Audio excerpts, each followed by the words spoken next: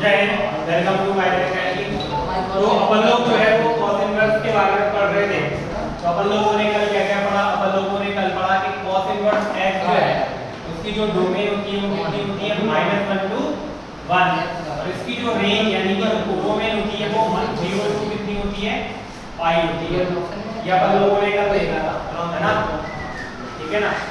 तो ये पूरी थ्योरी अपन लोगों ने कल पढ़ ली थी कि cos इनवर्स x की जो डोमेन होती है वो -1 to 1 होती है और रेंज क्या होती है? 0 to पाई। ये आपको ध्यान में रखनी है पहली चीज।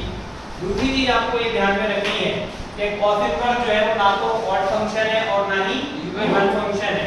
मतलब cos इनवर्स ऑफ -x में कितना होता है भाई?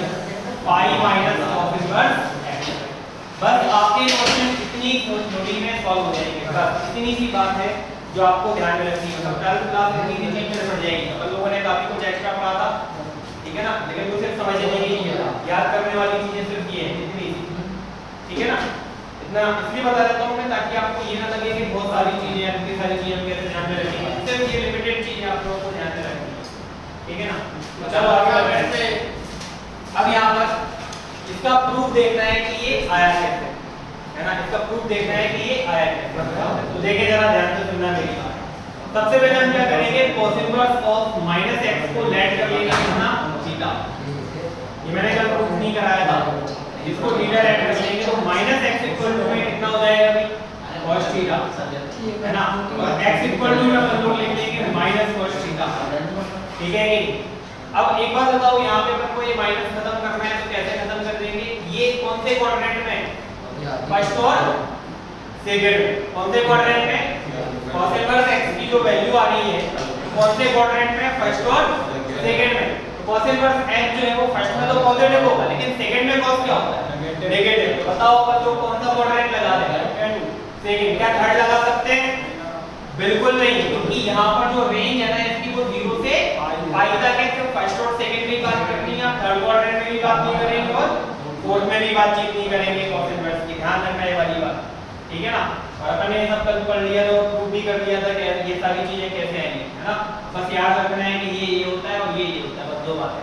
अब इसका प्रूफ और देख लेते हैं। तो सेकंड क्वाड्रेंट में cos नेगेटिव होता है तो -cos थीटा को लिख सकता हूं cos 180 थीटा, या रिवर्स सोच लो cos 180 minus second quadrant, second में cos नेगेटिव और 180 पे ट्रिग्नोमेट्रिक रेशियो चेंज नहीं होते, ठीक है ना? अब इस cos को अपन लोग इधर ले आएंगे तो ये कितना हो जाएगा? cos inverse x equal to में पाई माइनस थीटा, ये हो जाएगा। अब थीटा की वैल्यू रख दो जो भी आपने माना था। थीटा को आप लोगों ने क्या लिया था? ये लिया था। थोड़ा और रख लेते हैं, फिर थीटा की वैल्यू रख देंगे। तो थीटा निकाल लो पहले, तो माइनस थीटा इधर आके प्लस का हो गया और cos इनवर्स x इधर जाके काय का हो जाएगा? माइनस का हो जाएगा। और थीटा की वैल्यू रख दो जो भी आपने लेट करी थी। यहां पे क्या लेट करी थी? cos inverse of -x। तो यहां पे थीटा की प्लेस में मैं लिख देता हूं cos inverse of -x equal to में हो जाएगा pi minus cos inverse x। Proof हमारे एग्जाम में नहीं आता है, हमें सिर्फ याद रखना है कि cos इनवर्स ऑफ -x जो होता है वो पाई माइनस cos इनवर्स x होता है। एक बार और समझा देता हूं, ध्यान से सुनना। हमने सबसे पहले प्रूफ करने के लिए cos इनवर्स ऑफ -x ऊपर से समझा दो ना सर, थीटा ले लिया, ठीक है ना? cos इनवर्स ऑफ -x को हमने क्या ले लिया? थीटा ले लिया। तो cos इनवर्स उधर जाके क्या हो जाएगा? cos। तो ये -x इक्वल टू में कितना हो गया? cos थीटा हो गया। माइनस को उधर ले गए तो माइनस cos थीटा। अब यहाँ पर cos इनवर्स की जो रेंज होती है वो 0 से पाई होती है ना भाई?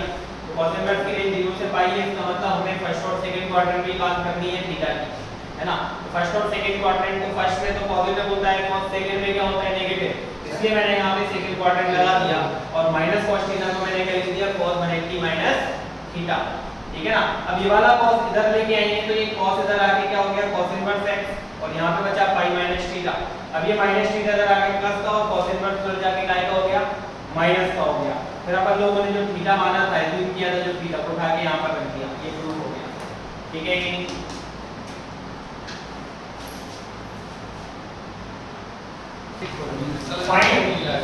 क्वेश्चन है अपना, find the principal value of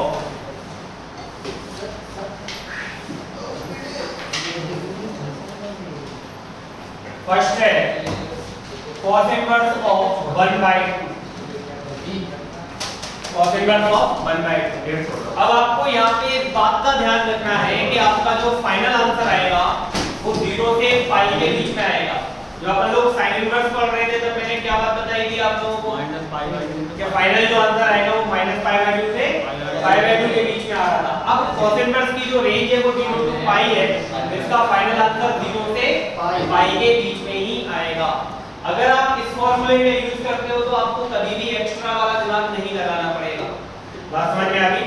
ठीक है ना, बस एक एक क्वेश्चन में लगाना होता है। जो अपन लोगों ने sin इनवर्स में भी आखिरी क्वेश्चन किया था वो टफ था, ऐसे ही cos इनवर्स में भी अपन सबसे लास्ट में क्वेश्चन करेंगे, उसमें थोड़ा एक्स्ट्रा दिमाग लगाना पड़ेगा। बाकी सारे क्वेश्चन सिंपल होने वाले हैं। ठीक है, तो पहला क्वेश्चन अपना ये, तो कैसे सॉल्व करेंगे? 1/2 को मैं cos में लिखूंगा, तो cos के किस एंगल की वैल्यू 1/2 होती है? 60 डिग्री की। cos 60 की वैल्यू 1/2 होती है। 60 मतलब कितना? π/3 है ना। तो 1/2 को मैं क्या लिख दूंगा? cos π/3 लिख दूंगा। क्या क्लियर होगी बात?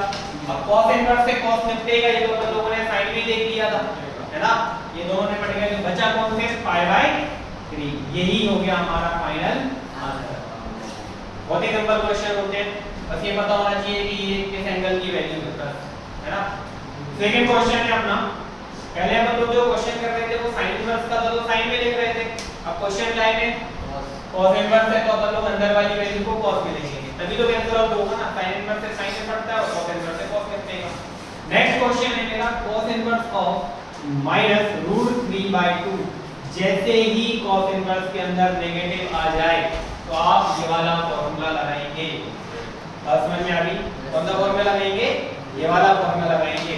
तो cos इनवर्स ऑफ -x कितना होता है? पाई minus cos inverse x।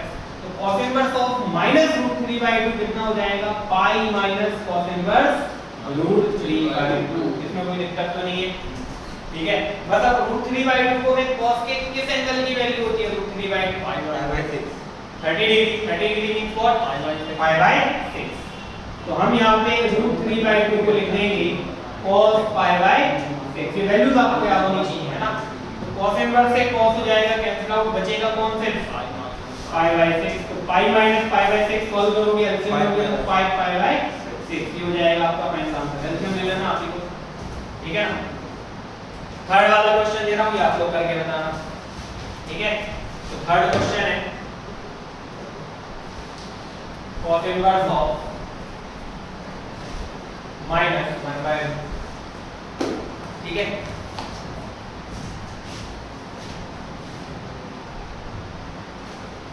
Manshu cos inverse sin 4π/3। Next question है, इन क्वेश्चंस के लिए मैंने आपको क्या तरीका बताया था? 2 मेथड का बोला था, लेकिन क्या बोला था? कौन सी इजी है? आप इसकी वैल्यू निकाल लो और वैल्यू रख दो, फिर उसके बाद में वैसे ही सॉल्व करो जैसे अपन लोगों ने पिछले वाले क्वेश्चन सॉल्व किए। वो इजी तरीका है, मैंने बताया था ना, ठीक है। अगर आप क्वाड्रेंट मतलब वो डायरेक्टली सॉल्व करना चाहें, आप ये सोचोगे डायरेक्ट इसको cos बना दो, फिर cos इनवर्स से cos को निपटा दो, तो वैसे भी हो जाता है, लेकिन हो सकता है कि आप उसमें गलती कर बैठे, ठीक है ना। वो तभी करना जब आपके क्वाड्रेंट मतलब सारे कंसेप्ट बहुत अच्छे हो, तभी उस पे जाओ। अरे एक दो स्टेप पढ़ने से भी क्वेश्चन कितना बड़ा हो जाएगा, वैसे तो छोटा सा क्वेश्चन है ना। तो अपन लोग आराम से ही चलते हैं, जैसे मैंने sin इनवर्स में बताया था उसी मेथड से चलते हैं, मतलब बिल्कुल आराम से। तो पहले अंदर वाले की क्या निकाल लेते हैं? वैल्यू। जो लोग इस 4π/3 को डायरेक्टली समझ जाते हैं कि ये पाई प्लस π/3 है, तो वो ऐसे ही करेंगे, इससे जल्दी होगा। और जो लोग इसको डायरेक्ट नहीं समझ पाते, वो 4π/3 की वैल्यू निकाल लें। कितनी आएगी? π/3 कितना होता है? 60, और 60 × 4 कितना? 240। तो वो 240 डिग्री से सॉल्व कर लेंगे। और जो डायरेक्ट समझ जाएंगे कि इसको ये लिखना है तो ऐसे करें। तो बताओ ये चीज कितने लोगों को समझ में आ रही है? मतलब इसको ये लिख सकते हैं, एलसीएम लो वापस यही बात है, 3 से डिवाइड करो, रिमाइंडर कितना बचा? 1। तो बस हो गया। चलो ठीक है, मैं 240 से करा देता हूं। नहीं यहां से कर रहा हूं, उससे मैंने करा तो दिया, तो तुम कर लो ना, कोई फर्क नहीं पड़ता। इससे जल्दी हो जाएगा, तो एक ही स्टेप कम हो जाएगा, इससे थोड़ा सा लगातार बढ़ा जाएगा, इससे ज्यादा तो हो जाएगा sin 240 डिग्री। जिनको ये क्लियर है वो डायरेक्ट उसी से ही करता हूं, है ना। और 240 डिग्री को मैं क्या लिख सकता हूं भाई? कौन से क्वाड्रेंट में? ये बताओ। थर्ड में है, तो थर्ड में जाने के कितने तरीके हैं? एक या तो 180 से ऐड कर दो या 270 से सब्ट्रैक्ट कर दो, तो आपकी मर्जी है ना, आपकी मर्जी। वैसे 270 से करोगे तो जल्दी हो जाएगा, यस सर, 270 से करोगे तो जल्दी हो जाएगा, लेकिन हमें जल्दी नहीं करना है ना, तो अपन लोग तो 180 से ऐड कर देते हैं, तो 180 डिग्री प्लस 60 डिग्री, ठीक है कि अब 180 में ट्रिग्नोमेट्रिक रेशियो चेंज होते हैं क्या? नहीं, लेकिन थर्ड क्वाड्रेंट में तो थर्ड में साइन पॉजिटिव के नेगेटिव और 180 में तो चेंज होते नहीं है, तो साइन का साइन ही रहेगा। अब sin 60 की वैल्यू कितनी होती है? कितनी? √3/2। बताओ कौन सा क्वेश्चन बन गया? यही बन गया। आगे की प्रोसेस बिल्कुल सेम ऐसी की ऐसी है और आसान कर आ जाएगा। कर लोगे ना? कर लो तुम तो नहीं करोगे, नहीं बन जाए तो बताओ, फिर मैं करा दूंगा। ठीक है, नेक्स्ट क्वेश्चन ये है, और यही क्वेश्चन मैंने पिछली बार जब आपको साइन इनवर्स में कराया था वो भी काफी अच्छा था, और ये क्वेश्चन भी काफी अच्छा है, ठीक है ना। यही क्वेश्चन आपको सिखाएगा कि क्या सही है और क्या गलत है। तो इस वाले क्वेश्चन में स्टूडेंट क्या गलती कर देते हैं कि यार वाह यार cos इनवर्स और cos मिल गया, ये क्यों क्वेश्चन, ये तो डायरेक्ट सॉल्व हो रहा है, फाइनल आंसर 5/3 है ना, लेकिन आप यहीं पे गलती कर जाते हो। हां सर, हम समझ रहे हैं, आप यहीं पे बस गलती कर जाते हो। क्यों कर जाते हो? क्योंकि मैंने क्या बोला कि फाइनल रिजल्ट जो मतलब फाइनल आंसर आएगा वो 0 से पाई के बीच में आएगा, तो आप अभी आंसर क्या ले रहे हो? 5/3, जो कि पाई से बड़ा है। गलत आंसर है ये आंसर क्या है? गलत, रॉन्ग है। क्यों है? क्योंकि मैंने स्टार्टिंग में आपको जब इनवर्स फंक्शन पढ़ा रहा था तभी मैंने बता दिया था कि इनवर्स फंक्शन उन्हीं के एग्जिस्ट करते हैं जो क्या होते हैं? बाइजेक्टिव। और बाइजेक्टिविटी की कंडीशन की वजह से ये -π/2 से π/2 या 0 से पाई वाली कंडीशन निकल रही है ना। ये सब स्टार्टिंग से जब मैंने जितने भी लेक्चर पढ़ाए वो देखोगे तब आपको ये चीजें समझ में आएंगी, ठीक है ना। तो अभी तो फिलहाल अपन को ये याद करना है कि इसका आंसर जो आता है वो 0 से पाई के बीच में आता है, तो क्या 0 से पाई के बीच में है? नहीं है, मतलब आप ये गलत कर रहे हो, ठीक है ना। मतलब cos इनवर्स और cos भी तभी कैंसिल आउट होते हैं जब अंदर वाला खुद 0 से पाई के बीच में होना चाहिए। अभी तक देखो जितने भी क्वेश्चन कराए मैंने, अंदर वाला 0 से पाई के बीच में होगा, एक्चुअल में वो फर्स्ट क्वाड्रेंट में ही था। ये π/6 है सर, तो ये भी पाई से छोटा है, डिवाइड करके देखो, है पाई से छोटा कि नहीं है? ठीक है, पाई की अगर 180 डिग्री रखो और सॉल्व करो, कितने डिग्री आ रहा है? 150 डिग्री आ रहा है, तो पाई से छोटा ही तो है, 180 से छोटा मतलब पाई से छोटा, ठीक है ना। अभी बात समझ में, तो यहाँ पे आप cos इनवर्स से cos को नहीं काट सकते क्योंकि जो फाइनल आंसर आएगा वो पाई से क्या आएगा? बड़ा आ रहा है, ठीक है ना। देख रहा है सबको पाई से बड़ा। तो फिर कैसे करेंगे? फिर अपन लोग इसको पहले इसकी वैल्यू निकाल लेंगे और इसको सॉल्व कर लेंगे, इसकी जो भी वैल्यू आ रही है ना। तो π/3 कितना होता है? 60 डिग्री, तो 60 * 5 कितना डिग्री? 300 डिग्री। जो लोग डायरेक्टली 300 मतलब जो लोग डायरेक्टली इसको समझ जाएं कि सर इसको अपन लोग 2π - π/3 लिख सकते हैं, तो डायरेक्ट इससे करें। और जो लोग नहीं समझ पा रहे वो कैसे करें? जैसे मैंने पिछली बार कराया था, आराम से समझ पाएंगे। चलो ठीक है, नहीं समझ पाओगे तो आराम से ही करते हैं। ये तो समझ जाओगे कि कितना डिग्री है? 300 डिग्री है। ये तो देख रहा है π/3 60 और 60 * 5 कितना? 300 डिग्री। अब 300 डिग्री कौन से क्वाड्रेंट में होता है बताओ? फोर्थ में। और फोर्थ में जाने के कितने तरीके? या तो 360 से सब्ट्रैक्ट कर देंगे या फिर 270 से क्या कर देंगे? ऐड कर देंगे। हम तो 360 से सॉल्व करते हैं, है ना। तो 360 से सब्ट्रैक्ट कर दो, तो 360 में से क्या सब्ट्रैक्ट करेंगे? 300 डिग्री से 60 डिग्री, है ना। और cos 360 - थीटा कौन सा क्वाड्रेंट है? फोर्थ। और फोर्थ में cos पॉजिटिव के नेगेटिव? पॉजिटिव। तो पॉजिटिव तो प्लस पे ही आएगा। 360 पे चेंज होते हैं कि नहीं होते? नहीं होते, तो cos का cos ही रहेगा, है ना। अब cos इनवर्स से cos अब काट सकते हैं? बिल्कुल काट सकते हो। अब ये वाली जो वैल्यू है वो 0 से पाई के बीच में है, ठीक है कि नहीं? अब काट सकते हो, लेकिन पहले वैल्यू ठीक है 0 से पाई के बीच में नहीं।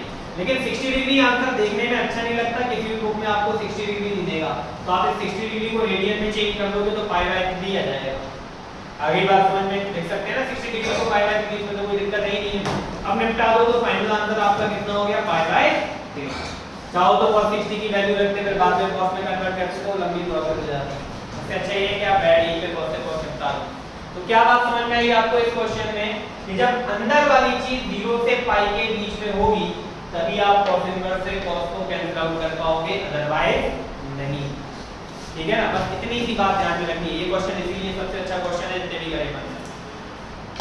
cos inverse 1/2 minus 2 sin inverse -1/2। इस क्वेश्चन में जो मैंने आपको sin इनवर्स की थ्योरी पढ़ाई थी वो भी काम करेगी और cos इनवर्स की तो काम कर ही रही है। मतलब ये क्वेश्चन मैंने पिछले फर्स्ट लेक्चर की और आज के लेक्चर की मिक्स थ्योरी है। इस क्वेश्चन में कौन सी थ्योरी लगेगी? फर्स्ट लेक्चर और आज के लेक्चर की कंबाइंड थ्योरी है। मैं थोड़ा सा बता देता हूं कि sin इनवर्स में कौन सी चीजें आपको ध्यान में रखनी है। sin इनवर्स में भी सिर्फ दो चीजें ध्यान में रखनी थी कि sin इनवर्स x की जो डोमेन होती है वो -1 से 1 होती है और रेंज क्या होती थी उसकी -π/2 से π/2। एक बात ये ध्यान में रखनी पड़ती है sin इनवर्स की, और दूसरी बात sin इनवर्स की ध्यान में रखनी पड़ती है कि sin inverse of -x equal to होता है -sin इनवर्स x। समझ में आ गया आप लोगों को? ठीक है ना? जैसे मैंने cos इनवर्स में दो बातें बताई थी, ऐसी sin इनवर्स की होगी ये दो बातें जो मैं पहले पढ़ा चुका हूं। ठीक है, बस इतनी सी थ्योरी से आपका काम हो जाएगा। तो इसका जो फाइनल आंसर है वो -π/2 से π/2 के बीच में आता है और cos इनवर्स का फाइनल आंसर 0 से π के बीच में आता है। लेकिन एक बात बताओ, जब दोनों के आंसर को आप ऐड या सब्ट्रैक्ट करोगे तो फाइनल आंसर कुछ तो भी आ सकता है।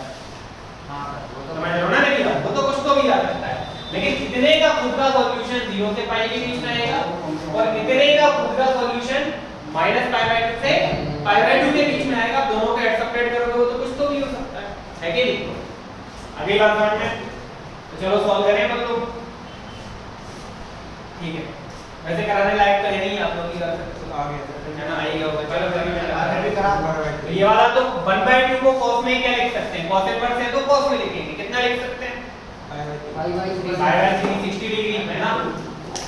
और यहाँ पे पहले आप इस माइनस को सॉल्व कर दो, इस माइनस को सॉल्व कर सकते हो। तो sin इनवर्स ऑफ -x कितना होता है? -sin इनवर्स x है ना।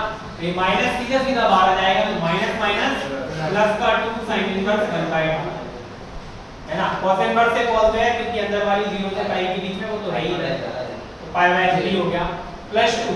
इधर बाहर क्या है? sin इनवर्स है तो 1/2 को भी मैं किस में लिखूंगा? sin में लिखूंगा। तो 1/2 को sin में कितने एंगल में लिख सकते हैं? π/6 30 डिग्री यानी कि π/6। तो sin इनवर्स से sin गया तो कितना मिला हमको? π/6।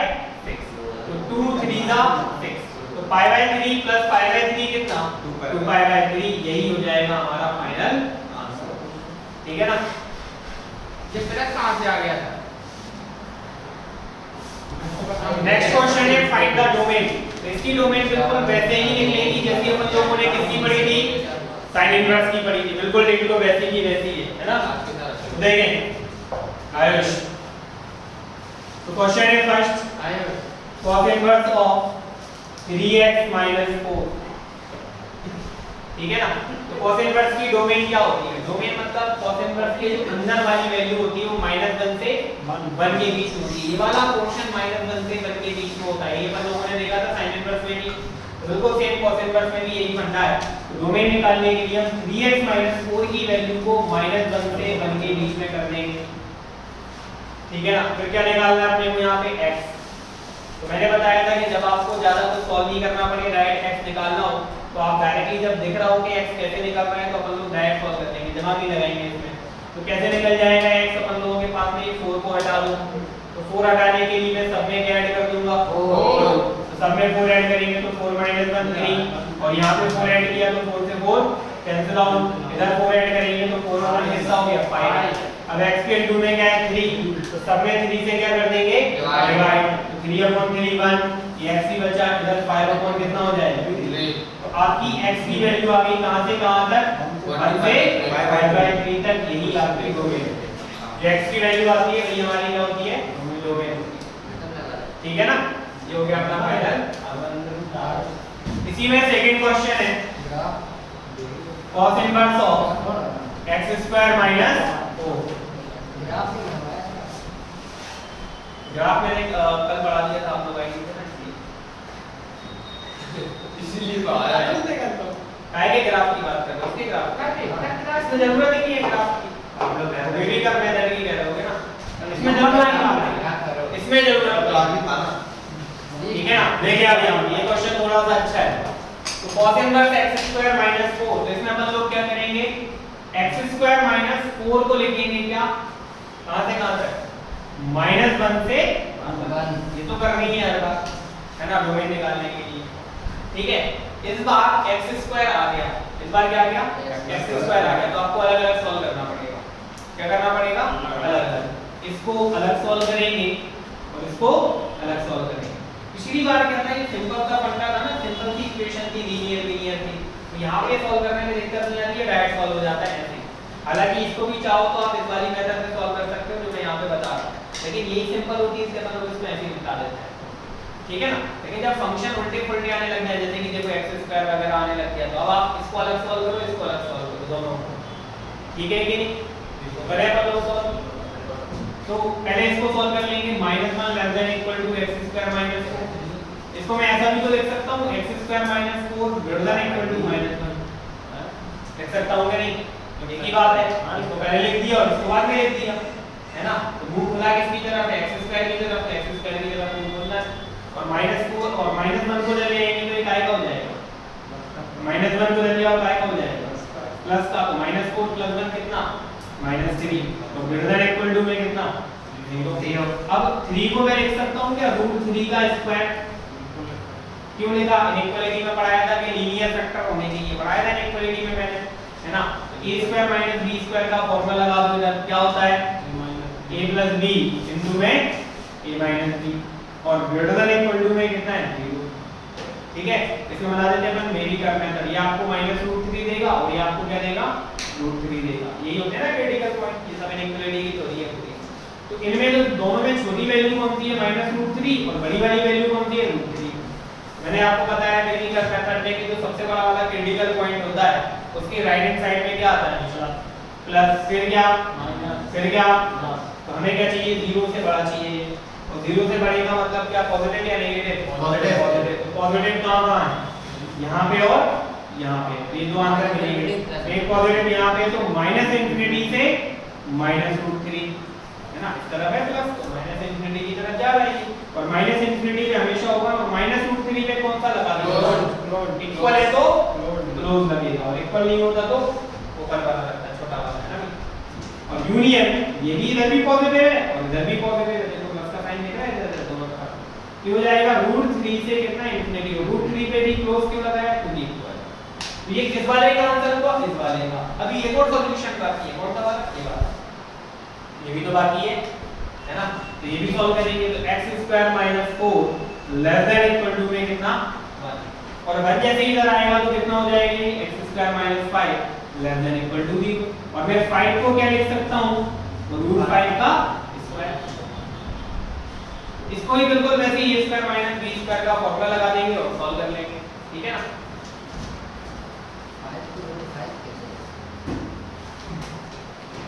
ठीक है, तो यहाँ पे भी a² - b² का फॉर्मूला लगाएंगे, तो a + b इनटू में a - b, और ये हो जाएगा कितना, ≤ 0। इधर भी अपन वैसे ही क्रिटिकल पॉइंट निकालेंगे, तो ये क्या देगा आपको, -√5, और ये क्या देगा आपको, प्लस का √5, ऐसे ही कुछ देगा, है ना। अब इनको अपन लोग इंक्रीजिंग ऑर्डर में नंबर लाइन में अरेंज कर लेंगे। तो इनमें सबसे छोटी वैल्यू कौन सी है दोनों में, -√5, और बड़ी वाली वैल्यू कौन सी है, √5। तो वही कहानी फिर से, सबसे बड़े वाले क्रिटिकल पॉइंट के राइट हैंड साइड में प्लस, फिर माइनस, और फिर क्या, प्लस। इस बार आंसर में आपको क्या चाहिए, 0 से छोटा। और 0 से छोटा मतलब क्या, नेगेटिव। नेगेटिव कहां है, ये बीच में, तो नेगेटिव में आपका आंसर आएगा -√5 से √5। और क्लोज में क्या, ओपन में, क्लोज में, क्योंकि इक्वल लगा है। और मैंने आपको बताया था कि जब भी इस टाइप की इक्वलिटी होती है तो हम दोनों को सॉल्व तो कर लेते हैं, लेकिन फाइनल आंसर क्या आता है, दोनों का कॉमन सॉल्यूशन आता है ना भाई। तो ये वाले इसका और इसका कॉमन कैसे लेते हैं, पहले अपन लोग दोनों सॉल्यूशन पे एक नंबर लाइन में लिख देंगे। इन दोनों सॉल्यूशन में जो सबसे छोटी वाली वैल्यू है वो कौन सी है, -√5। सबसे छोटा क्या होगा, -√5, क्योंकि माइनस में जितना बड़ा उतना छोटा। उससे बड़ा क्या होगा, इन दोनों में -√3। उससे बड़ा क्या होगा, √3। उससे बड़ा क्या होगा, और कुछ बचा क्या, दोनों सॉल्यूशन में नहीं। अब पहले इस वाले सॉल्यूशन को लिख देते हैं। ये वाला सॉल्यूशन क्या है, -∞ से -√3, और यूनियन √3 से कितना, इन्फिनिटी। ये वाले सॉल्यूशन का आंसर ये हो गया। और ये वाला सॉल्यूशन क्या कह रहा है, -√5 से √5। तो दोनों का कॉमन कैसे लेते हैं, जितनी जितनी कंडीशंस का कॉमन सॉल्यूशन लेना है उतनी ही लाइन देखेंगे, है ना। तो कितनी लाइन देखेंगे, कितनी कंडीशन है, दो लाइनें कहां दिख रही है, इधर तो एक ही लाइन है, ये मेन लाइन नहीं देख रही, ये वाली लाइन को छोड़ के देखेंगे, ये मेन लाइन नहीं देखेंगे, इस लाइन को छोड़ के देखेंगे, तो दो लाइनें यहां दिख रही हैं और यहां दिख रही हैं, तो आपका कॉमन सॉल्यूशन कौन सा हो जाएगा, एक ये वाला और एक ये वाला। फाइनल आंसर कितना हो जाएगा, -√5 से -√3, क्योंकि एक कॉमन सॉल्यूशन ये है, और यूनियन और एक सॉल्यूशन क्या हो गया आपका ये वाला, यानी कि √3 से कितना √5, ये हो जाएगी आपकी फाइनल डोमेन।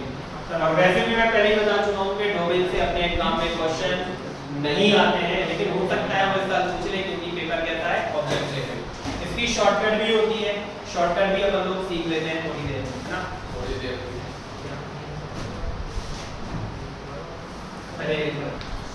देखो इसकी शॉर्टकट ये है, मैंने आपको मॉडुलस में एक पढ़ाई होगी एक थ्योरी के modulus of angle a less than और लेस देन b, इस तरीके का एक इक्वेशन लिखी हुई है, आपको इसकी शॉर्टकट बनानी है, तो शॉर्टकट क्या होगी, a छोटा होगा b बड़ा होगा, वो तो हो गई ऑब्वियसली, है ना, यहाँ पे आप छोटी वैल्यू रखोगे, यहाँ पे बड़ी रखोगे, वो तो सिंपल सी बात है। तो अपन लोग इसकी शॉर्टकट बनाई थी अपन लोगों ने कि मॉडुलस बनाएंगे तो ये क्या देगा अपने को +-a और ये अपने को क्या देगा +-b, तो अपने को बस इन सारे पॉइंट को इंक्रीजिंग ऑर्डर में लिखना है। शॉर्टकट क्या है, इन सारे पॉइंट को क्या लिखना है अपने को, इंक्रीजिंग ऑर्डर में लिखना है। इन चारों पॉइंट में सबसे छोटा पॉइंट कौन सा है, -b, माइनस में जितना बड़ा उतना छोटा, उससे बड़ा कौन, -a, समझ गए। अच्छा इधर इक्वल टू लगा दूं, इधर इक्वल टू लगा दूं और इधर इक्वल नहीं लगाओ, तो बताओ इनमें साइन कैसे कैसे आएंगे, -b में क्या आएगा, ओपन के क्लोज, -a पे फिर लगाएंगे यूनियन, तो इससे बड़ा कौन, -a से बड़ा कौन, a, और सबसे बड़ा कौन, b, a पे कौन सा, b पे कौन सा, ये हो गई शॉर्टकट, ठीक है ना। अब अगर यदि मान लो मैं यहीं पे a लेस देन x² और less than equal to b लिखूं, इक्वल टू लगा दूं अपने क्वेश्चन के अकॉर्डिंग, चलो ऐसे ही रहने देते हैं, यही काम करते हैं, इधर लगा देते हैं, इधर हटा देते हैं, थोड़ा कुछ नया बन जाएगा ना। तो अब आप यहां से x² इक्वल टू a रखेंगे तो x की वैल्यू मिलेगी ±√a, क्या मिलेगी, ±√a, स्क्वायर हटाओगे तो रूट लगेगा ना, जैसे x² इक्वल टू 3 लिखा तो आप क्या लिखोगे, x इक्वल टू ±√3 लिखोगे कि नहीं लिखोगे, ऐसे ही x² इक्वल टू b है मान लो, तो x की वैल्यू क्या आएगी, ±√b। इन चारों वैल्यू में बताओ सबसे छोटी वैल्यू कौन सी, -√b,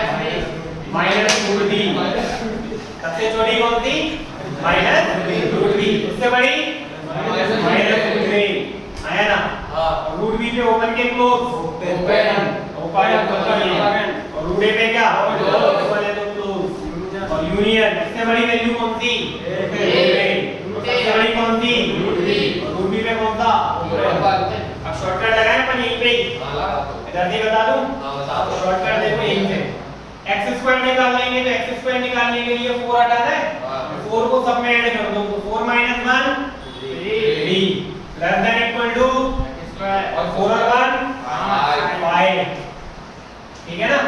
शॉर्टकट क्या है, ±√3, इसको हटाएंगे, ±√5, तुम ही बताओ सबसे छोटा कौन सा चारों वैल्यू में, -√5, उससे बड़ा -√3, और दोनों पे इक्वल है तो दोनों पे क्लोज, फिर क्या यूनियन, -√3 से बड़ा कौन, √3, और उससे बड़ा कौन, √5, देख लो एक लाइन में पड़ेगा बात, पहले ये करा देते, मजा पहले ये करा देते तो क्या होता था।